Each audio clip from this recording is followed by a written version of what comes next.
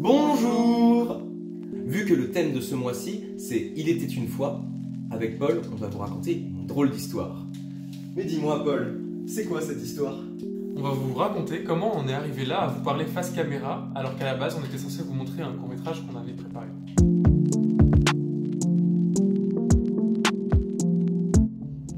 Comme au dernier confinement, on vous avait fait pleurer avec Temporalité, on s'est dit que maintenant on allait essayer de vous faire rire.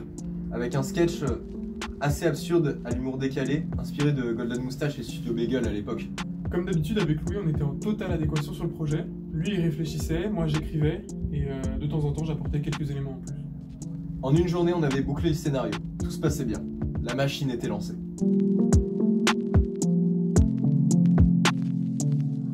L'histoire du film était très simple. Un gars, Adrien, reçoit un colis qu'il attendait depuis super longtemps, et son coloc un peu intrusif va l'empêcher sans vraiment le vouloir d'ouvrir son colis. Manu, le coloc, est vraiment un personnage stupide. Il va par exemple prendre le colis d'Adrien et aller l'examiner dans la salle de bain parce qu'apparemment il y a une meilleure lumière. À ça, on a rajouté un côté cartoonesque au personnage. Il va par exemple se téléporter d'un endroit à un autre sans réelle logique.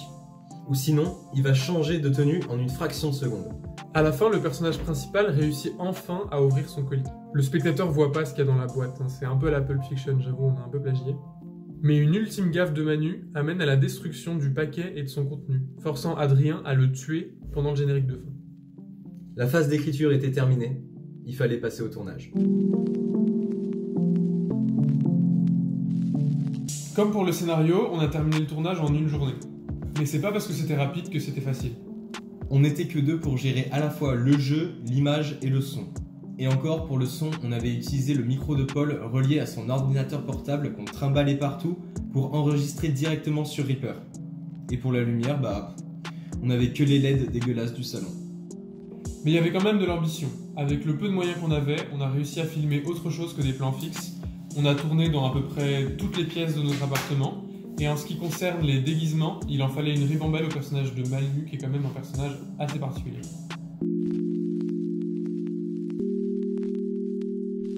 C'est vrai que mon PC commençait un peu à faiblir ces derniers temps, mais ça va pour le montage, on n'avait pas besoin d'effets spéciaux de ouf, donc tranquille, ça allait. Pour cette partie, j'ai laissé Paul gérer tout seul. Pas besoin d'être à deux derrière le PC, et puis je lui faisais entièrement confiance.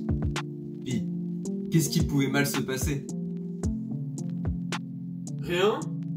J'ai d'abord passé 4 heures à tout dérocher. C'est long, c'est chiant, mais c'est important. Une fois sur Premiere, le montage s'articulait bien.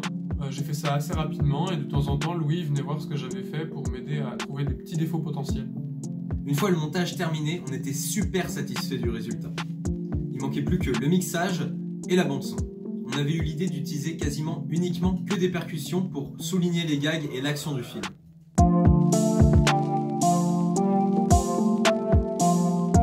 Mais dis-moi Paul, pourquoi le nom de cette partie c'est l'erreur? Alors, tu te calmes. On a évoqué tout à l'heure les galères que j'ai eues avec mon PC. Malgré ça, j'ai miraculeusement réussi à finir le montage sur Premiere, en devant quand même toutes les 3 secondes sauvegarder au cas où le logiciel crache.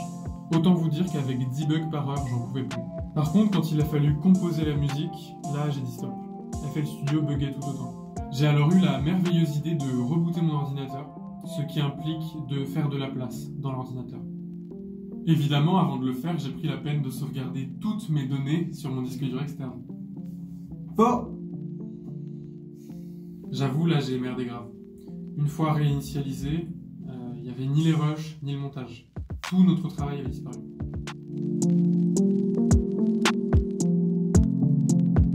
À ce stade, 2 questions se posent. La première, est-ce qu'on recommence tout? Et la deuxième, est-ce qu'on fait complètement autre chose? Alors oui, on a tout recommencé. Et oui, on a réécrit tout un nouveau scénario. Samedi 28 novembre 2020, environ une semaine avant la date limite pour rendre un mois très confiné, on se met à écrire. On tourne en une journée. Et c'est la vidéo que vous êtes en train d'écouter depuis le début. En soi, c'était pas bien compliqué, on avait juste à rédiger sur le papier toutes les galères qu'on avait eues sur notre projet. Puis au final, on est dans le thème.